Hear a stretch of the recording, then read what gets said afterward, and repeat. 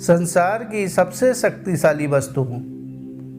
दोस्तों, क्या आपको पता है कि इस संसार की सबसे शक्तिशाली वस्तु क्या है और क्या वो आपके भी पास है?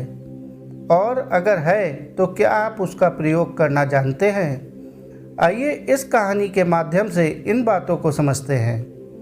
एक दिन गुरुकुल के शिष्यों में इस बात पर बहस छिड़ गई कि आखिर इस संसार की सबसे शक्तिशाली वस्तु क्या है। कोई कुछ कहता तो कोई कुछ। जब पारस्परिक विवाद का कोई निर्णय न निकला तो फिर सभी शिष्य गुरुजी के पास पहुंचे। शिष्यों की बातों को सुना और कुछ सोचने के बाद बोले, तुम सबों की बुद्धि खराब हो गई है। क्या ये अनाप शनाप निरर्थक प्रश्न कर रहे हो? इतना कहकर वे वहां से चले गए। हमेशा शांत स्वभाव रहने वाले गुरुजी से किसी ने भी इस प्रतिक्रिया की उम्मीद नहीं की थी। सभी शिष्य क्रोधित हो उठे और आपस में गुरुजी के इस व्यवहार की आलोचना करने लगे। अभी वे आलोचना कर ही रहे थे कि तभी गुरुजी उनके समक्ष पहुंचे और बोले, मुझे तुम सब पर गर्व है। तुम लोग अपना एक भी क्षण व्यर्थ नहीं करते और अवकाश के समय भी ज्ञान चर्चा किया करते हो। गुरुजी से प्रशंसा के बोल सुनकर शिष्य गदगद हो गए। उनका स्वाभिमान जागृत हो गया और सभी के चेहरे खिल उठे। गुरुजी ने फिर अपने उन सभी शिष्यों को समझाते हुए कहा, मेरे प्यारे शिष्यों, आज जरूर आप लोगों को मेरा व्यवहार कुछ विचित्र लगा होगा। दरअसल मैंने ऐसा जानबूझकर आपके प्रश्न का उत्तर देने के लिए किया था।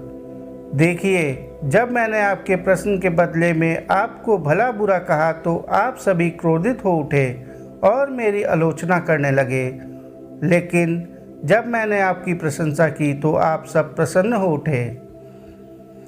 पुत्रों, संसार में बाड़ी से बढ़कर कोई दूसरी शक्तिशाली वस्तु नहीं है। बाड़ी से ही मित्र को शत्रु और शत्रु को मित्र बनाया जा सकता है। ऐसी शक्तिशाली वस्तु का प्रयोग प्रत्येक व्यक्ति को सोच समझकर करना चाहिए। बाड़ी का मधुर लोगों को अपनी ओर आकर्षित कर लेता है। गुरुजी की बातें सुनकर शिष्यगण संतुष्ट होकर लौट आए और उस दिन से मीठा बोलने का अभ्यास करने लगे। साथियों, हमारी बोली या हमारी बाड़ी बेहद शक्तिशाली होती है। ज़रूरत है इसका सही प्रयोग करने की। यदि हम अपनी बोली अच्छी रखते हैं और अपनी बात बिना औरों को ठेस पहुंचाए हुए करते हैं तो ये हमारे व्यक्तित्व को संवारता है और हमें लोगों के बीच लोकप्रिय बनाता है। वहीं अगर हम नॉर्मल बात भी डिसरिस्पेक्ट या क्रोध के साथ करते हैं तो ना हम ठीक से अपना मैसेज कन्वे कर पाते हैं और ना ही दूसरों के हृदय में अपने लिए कोई जगह बना पाते हैं। अंततः हमें हमेशा सही शब्दों और सही लहजे का चुनाव करना चाहिए।